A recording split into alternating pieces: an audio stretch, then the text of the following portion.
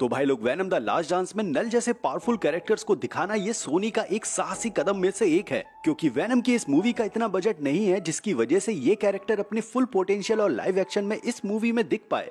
वहीं अब ये भी सामने आ रहा है कि जो एमसीयू की स्पाइडरमैन 4 होने वाली है उसमें नल एक मेन विलन के रोल में नजर आएगा, और उसके बाद सोनी अपने लाइव एक्शन स्पाइडरवर्स मूवी के लिए नल को ही आगे लगातार प्रस्तुत करता रहेगा। लेकिन अभी के लिए नल का खुद सामने आ जाना, वो भी एडी ब्रॉक और वैनम के लिए, ये कुछ ऐसा है जैसा थैनोस को अर्थ पर किसी जॉब के लिए काम ढूंढना। तो फिर क्यों सोनी नल जैसे महाशक्तिशाली दिव्य चरित्र को हमसे इतनी जल्दी इंट्रोड्यूस करवा रहा है? अब तक तो हम जान गए हैं कि नल केवल एक मूवी के लिए नहीं होगा, बल्कि सोनी प्लान कर रहा है नल को सिनेमैटिक स्पाइडरवर्स के मल्टी डायमेंशनल विलन के रूप में। यहाँ सोनी की ये कोशिश एक तरह की सीख लग रही है जो उसने अपने एनिमेटेड स्पाइडरवर्स मूवी से सीखी है। सोनी ने स्पाइडरमैन इनटू स्पाइडरवर्स में जिस तरह से स्पॉट को दिखाया है वो वाकई से एक खतरनाक मल्टीवर्सल विलन लग रहा है, और अब ऐसे ही सोनी अपने सिनेमैटिक स्पाइडरवर्स के लिए करना चाहता है। फिलहाल अक्टूबर में मूवी रिलीज हो जाएगी और नल को अब दिखाया गया है। कई लोग समझ नहीं पा रहे हैं कि नल कितना जरूरी है आगे के प्रोजेक्ट के लिए, क्योंकि थैनोस, कैंग द कॉन्करर और डॉक्टर डूम जैसी हाइप नल को मिले ही नहीं। सिर्फ कॉमिक्स फैंस जानते हैं कि नल के साथ आगे क्या होने वाला है और ये इतना जरूरी क्यों है। इसीलिए आज हम एकदम क्लासिक ढंग से नल के फ्यूचर को समझेंगे, साथ ही वैनम द लास्ट डांस में नल का कितना बड़ा और क्या रोल होने वाला है उसका भी ब्रेकडाउन करेंगे। तो भाई लोग, चैनल को सब्सक्राइब कर लेना, जल्द ही 30 के होने वाले हैं, साथ ही वीडियो को लाइक भी कर देना। फिलहाल मैं हूँ C53 से वॉचर, और द वॉचर शो पे आप सभी का स्वागत करता हूँ।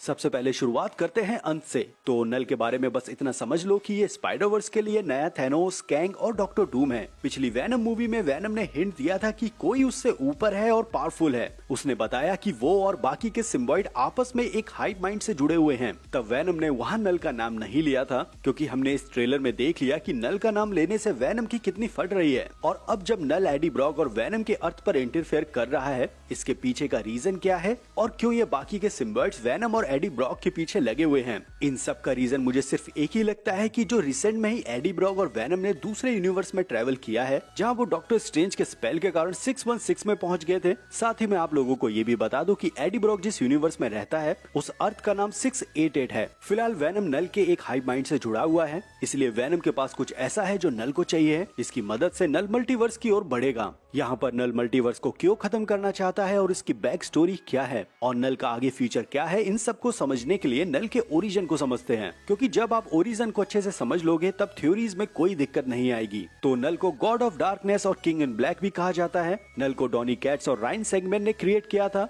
जो पहली बार दिखे थे 2013 में आई comics Thor god of thunder में। इसके बाद इस कैरेक्टर ने अच्छा खासा नाम कमाया और इसके बाद 2018 में वैनम वॉल्यूम 4 के इशू नंबर 2 में फिर से दिखाया गया, और यहाँ पर नल को एक बड़े स्केल पर उसके ओरिजिन के साथ प्रस्तुत किया गया। हम जानते हैं कि मार्वल यूनिवर्स में कई मल्टीवर्स के इनकार्नेशन हुए हैं, मतलब कई बार मल्टीवर्स बने हैं और उसके बाद नष्ट होते रहे हैं। इन्हीं सब में जब यूनिवर्स छठी बार बना तब नल अस्तित्व में आया, और इसी डार्कनेस में नल का जन्म हुआ है। नल की कहानी शुरू होती है इसी अंधेरे से, जब ब्रह्मांड में कुछ भी नहीं था, सिर्फ चारों ओर एक अंधेरा था। तभी अचानक एक रोशनी चमकती है और फिर इस रोशनी से सेलेस्टियल आते हैं, जो इस ब्रह्मांड में फिर से लाइफ क्रिएट करना चाहते थे। लेकिन यहाँ नल जब इन सेलेस्टियल को देखता है तब नल सेलेस्टियल को जाने के लिए कहता है, क्योंकि नल को लग रहा था कि सेलेस्टियल यहाँ पे रूल करना चाहते हैं, और सेलेस्टियल बताते हैं कि वो यहाँ पर सिर्फ लाइफ की शुरुआत करने के लिए आए हैं और इस इन्फिनाइट डार्क स्पेस में लाइफ को बसाया जाएगा। नल जवाब देते हुए कहता है कि ये अंधेरा मेरा है और ये दुनिया भी मेरी है, और मैं यहाँ अकेला नहीं हूँ,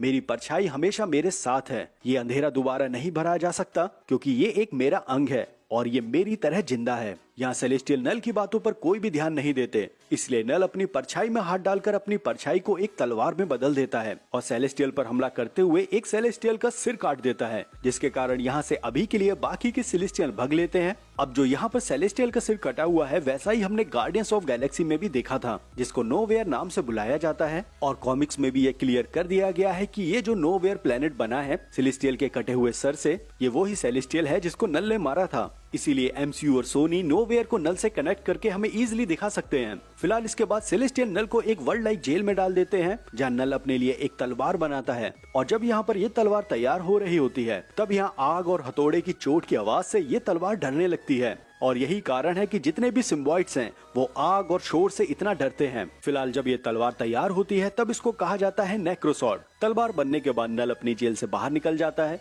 और वो उन सबको खत्म करने के इरादे से चल देता है जिनको सेलेस्टियल ने बनाया था। फिर नल एक एक करके सभी गॉड्स को मारने लगता है और वो जैसे जैसे गॉड को मारता जा रहा था वो उतना ही पावरफुल होता जा रहा था। यहाँ नल की तलवार पर जितने भी सिम्बॉयड्स हैं वो नल को ऑल ब्लैक का नाम देते हैं और यही सिम्बॉयड्स नल के लिए बॉडीगार्ड और बॉडी आर्मर की तरह काम करते हैं। और गॉड्स की इन लड़ाई के बीच में कुछ समय बाद नल का सामना एक गॉड से होता है जो आपस में लड़ते लड़ते एक प्लेनेट पे गिर जाते हैं। और यहाँ जो इस प्लेनेट पर लोग थे वो गॉड पर काफी बिलीव रखते थे लेकिन उनके गॉड उन पर ध्यान नहीं देते थे। और यहाँ इस प्लेनेट पे हालत ये थी कि लोग भूखे प्यासे मर रहे थे लेकिन फिर भी इन लोगों की आस्था और विश्वास बरकरार था और ये हमेशा उस उम्मीद में रहते थे कि एक दिन भगवान आकर सब कुछ सही कर देंगे। लेकिन इनमें से एक ऐसा व्यक्ति था जिसको उसके समाज ने बाहर निकाल दिया था और उसको भूखा प्यासा अपनी बेटी के साथ छोड़ दिया था जिसका नाम था गौर। कुछ समय बाद गौर की बीवी बच्चे मर जाते हैं और इसी के चलते गौर का गॉड से विश्वास उठने लगता है और उसे लगने लगता है कि ये सब गॉड ने ही किया है। एक दिन जब गौर भूख और प्यास से भटक रहा था तब वो देखता है कि दो गॉड लड़ते हुए उसके सामने आके गिरे हैं। यहाँ ये गॉड बुरी तरह से थक गए थे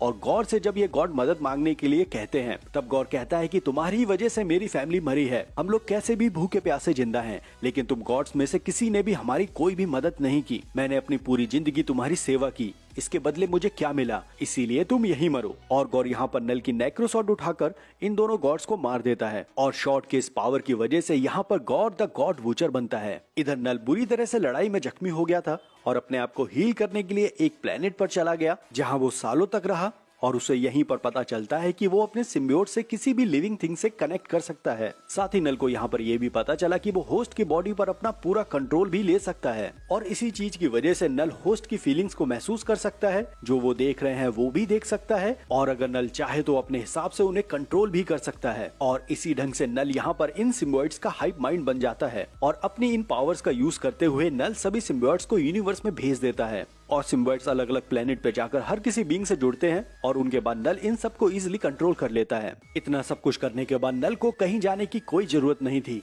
वो वहीं से बैठे बैठे किसी भी प्लेनेट को पल भर में खत्म कर सकता था। और इन्हीं सब के बीच में जब ये सिम्बियोट्स सुपर हीरोज के अर्थ पे पहुंचते हैं और जब ये सिम्बियोट्स उन पर अपना कंट्रोल कर लेते हैं तब यहाँ पर इन सिम्बियोट्स को रोकने के लिए गॉड ऑफ थंडर थॉर आता है। थॉर यहाँ पर किसी एक सिम्बियोट पर अपना एक थंडर अटैक करता है और ये थंडर स्ट्राइक इतनी पावरफुल थी कि नल को भी वहाँ पर महसूस हो रही थी और थॉर के इस अटैक की वजह से नल के हाफ माइंड का कनेक्शन बाकी सिम्बियोट से हट गया और सारे सिम्बियोट अपने होश में वापस आ गए। यहीं पर सारे सिम्बियोट समझ जाते हैं कि नल उन्हें लगातार कंट्रोल कर रहा था और वो हमारी मदद से अपने बुरे कामों को अंजाम दे रहा था। फिर क्या सिम्बियोट्स हराने के लिए नल को चारों ओर से घेर लेते हैं और ये घेरा इतना बड़ा होता है कि ये दूर से एक प्लेनेट जैसा लगता है। ये एक तरह की जेल है नल के लिए जिसको क्लेंटार कहा जाता है। तो इस ढंग से मार्वल कॉमिक्स में नल के बारे में बताया गया है। चलिए अब हम बात करते हैं कि सिनेमैटिक यूनिवर्स में नल का आगे क्या फ्यूचर रहने वाला है। तो जब ट्रेलर को हम ध्यान से देखते हैं तब नल के चारों ओर सिम्बियोट्स ही सिम्बियोट्स हैं। हमें यहाँ पर जिस ढंग से नल और सिम्बियोट्स को दिखाया जा रहा है वो जगह क्लेंटार ही होगी,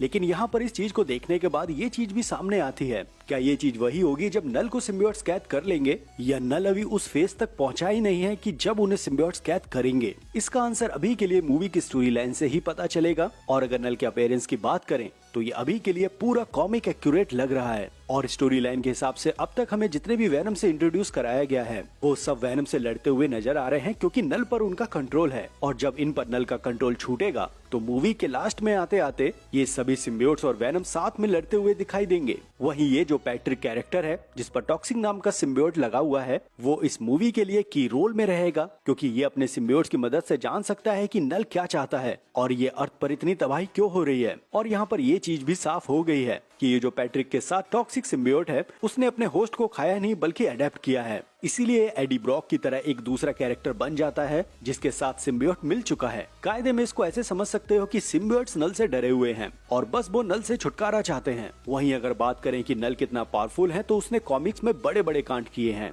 हमने ओरिजिन स्टोरी में समझा कि उसने सेलेस्टियल को मारा है, गॉड ऑफ थंडर थॉर के सीने को अपनी तलवार से चीर रखा है, सेंट्री जो इतना पावरफुल है उसको बीच से फाड़ा है और तो और नल ने सेलेस्टियल तक को अपना होस्ट बनाया है। वहीं अगर हम सबसे जरूरी मुद्दे पर बात करें कि नल और सिम्बियोट्स के किस स्टोरी लाइन से हमें इस सिनेमैटिक यूनिवर्स में उनको इंट्रोड्यूस कराया जाएगा तो इसकी भी एक पॉसिबल थ्योरी है। तो जब सिम्बियोट्स ने नल को चारों ओर से क्लिंटार प्लेनेट पे कैद कर लिया था तब ये सभी सिम्बियोट्स एक नतीजे पर पहुंचे कि नल ने जो उनकी इज्जत खराब की है और वो अपने यूनिवर्स में एक बुरी पहचान से पहचाने जाते हैं। इन सब को अब सही करने का समय आ गया है, इसलिए ये सारे सिम्बियोट्स अब वापस से अर्थ पर जाते हैं और अब इन सब का मकसद होता है हीरो बनना। और इन्हीं सिम्बियोट्स में से ये हमारा वैनम भी है। चाहे हम बात करें टोबी मैगवायर वाले स्पाइडरमैन की जब उसे पहली बार वैनम मिला था, चाहे हम बात करें इस एडी ब्रॉक वाले वैनम की जब इन दोनों को ये वैनम मिला तब इन पर किसी तरह का कोई भी कंट्रोल नहीं था। और हमने एडी ब्रॉक वाले वैनम के मुंह से अपने लिए एक सुपर हीरो टीम के बारे में भी सुना जो वैनम हमेशा से बनाना चाहता था और उसका नाम वो लीथल प्रोटेक्टर रखता। वैनम सिम्बियोट्स हमेशा से हीरो बनना चाहता था और जब ये सिम्बियोट्स अर्थ पर आए तब ये हीरो टाइप लोग ढूंढ रहे थे अपने होस्ट के लिए, लेकिन ज्यादातर सिम्बियोट्स को मिले क्रिमिनल और निगेटिव लोग, जिसकी वजह से ये सिम्बियोट्स विलन बने जिनको हमने पिछली दोनों वैनम मूवी में देखा है। और वहीं दूसरी तरफ वैनम सिम्बियोट को कुछ अच्छे लोग मिले जिनमें से था हमारा टोबी मैगवायर का पीटर पार्कर। इधर जब पीटर के साथ ये वैनम जुड़ा तब उसके निगेटिव थॉट उसके सामने आने लगे और ये होना सिर्फ एक ही रीजन की वजह से है क्योंकि सिम्बियोट्स का जन्म ही डार्क में हुआ है और इसीलिए जब ये सिम्बियोट्स अपने होस्ट पर रहता है तब वो अपने होस्ट की सारी डार्कनेस को बाहर निकालता है। साथ ही वैनम हीरो भी बनना चाहता था, इसलिए वो पीटर पार्कर की बॉडी को इतनी इजीली नहीं छोड़ पा रहा था। कायदे में सिम्बियोट्स इतने बुरे नहीं है बल्कि लोगों के थॉट ही उनको बुरा बनाते हैं। और इधर एडी ब्रॉक के साथ भी कुछ ऐसा ही है और उसके अंदर किसी भी तरह का कोई भी निगेटिव थॉट नहीं है। वहीं इससे अलग जितना भी नल को हमने इस ट्रेलर में देखा है, इसे देखकर सिर्फ ऐसा ही लग रहा है कि यहाँ पर इन सभी सिम्बियोट्स ने नल को कैद कर लिया है और अपने आप को बचाने के लिए ये सिम्बियोट सुपर हीरो टाइप लोगों को ढूंढ रहे हैं क्योंकि नल की सिर्फ घेराबंदी हुई है, उसे मारा और हराया अभी तक नहीं गया है। और आगे भी सिम्बियोट्स को डर है कि नल अगर दोबारा से अपनी फॉर्म में आया तो वो बुरी तरह से सबको पेल देगा। और इसीलिए जब वैनम ने टीवी पर टॉम हॉलैंड वाले स्पाइडरमैन को देखा था तब उसने यहाँ इस स्पाइडरमैन को देखकर इसे राइट पर्सन बोला था और अपना एक छोटा सा टुकड़ा इस 616 में छोड़ दिया है जो आगे जाकर स्पाइडरमैन से मर्ज होगा और वो फाइनली एक पॉइंट में वैनम के साथ नल के खिलाफ लड़ेगा। तो मेरी थ्योरी के हिसाब से ऐसा कुछ आगे होने वाला है। वहीं इस मूवी में साइनोफेजेस जो हमें विलन बताया जा रहा है, जो एक तरह की वो प्रजाति है जो सिम्बियोट्स के होस्ट का ब्रेन खाने का शौक रखती हैं। इसीलिए साइनोफेजेस की कहानी एक ग्राउंडेड लेवल पे चलेगी, लेकिन इसके पीछे का मेन रीजन नल को दिखाया जाएगा। इसीलिए यहाँ पर सोनी अपनी भरपूर कोशिश कर रहा है अपने सिनेमेटिक स्पाइडर वर्स के लिए नल को, और यहाँ पर सिर्फ वैनम द लास्ट डांस के लिए नल का इंटरफेयर नहीं होगा क्योंकि अब तक मैंने आपको जितना भी कुछ नल के बारे में बताया उससे साफ हो रहा है कि नल सच में कितना पावरफुल है। वहीं अगर हम बात करें कि अवेंजर्स सीक्रेट्स वॉर में नल का वजूद कहाँ रहेगा, तो मुझे लगता है कि सीक्रेट्स वॉर और मल्टीवर्स का मरना ये सब नल की कहानी को डिसाइड नहीं कर सकते क्योंकि जो हमने अभी ओरिजिन स्टोरी पढ़ी है नल की, वहाँ साफ बताया है कि मल्टीवर्स कई बार नष्ट हुए हैं, कई बार बने हैं और नल हमेशा से एक डार्कनेस में था। इसको ऐसा समझ सकते हो कि नल उस डार्कनेस से है जहाँ से यूनिवर्स क्रिएट होता है और मरता है। मतलब डार्कनेस हमेशा से थी, है और रहेगी, बस लाइट के आने से वो उस समय वहाँ मौजूद नहीं होती, लेकिन अगर लाइट बुझ जाए तो वापस से वो अपनी जगह पर आ जाती है। तो यहाँ ये लाइट एक मल्टीवर्स से समझ सकते हो और डार्कनेस जो हमेशा से है ही। फिलहाल ये थी मेरी एक छोटी सी कोशिश जिससे मैं आपको समझा पाऊँ कि नल क्या है और आगे सिनेमैटिक यूनिवर्स में नल, वैनम और सिम्बियोट्स को कैसे दिखाने वाले हैं। आई होप आपको थोड़ा भी पसंद आया हो, तो प्लीज यार चैनल को सब्सक्राइब कर लेना क्योंकि ये चैनल बहुत कुछ मायने रख रहा है मेरे लिए। तो प्लीज प्लीज प्लीज चैनल को सब्सक्राइब कर देना। साथ ही अगर आपको ये वीडियो पसंद आई हो तो लाइक भी कर देना और शेयर कर देना उन सभी दोस्तों के साथ जो नल के लिए वास्तव में उत्साहित हैं। और प्लीज यार चैनल को सब्सक्राइब कर लेना ताकि मेरा धंधा पानी आसानी से चल सके, और मैं वादा करता हूँ कि मैं अपने कंटेंट से आपको निराश नहीं करूंगा। साथ ही आपका एक सब्सक्राइब हमें मोटिवेशन देता है कुछ नया ट्राई करने के लिए। तो प्लीज फुल पावर सपोर्ट करना और अपने थॉट मेरे साथ कमेंट बॉक्स में जरूर शेयर करना। फिलहाल मैं मिलता हूँ आपको अगली वीडियो के साथ, तब तक आप अपना ध्यान रखो, मजे लो, लव यू एंड बाय।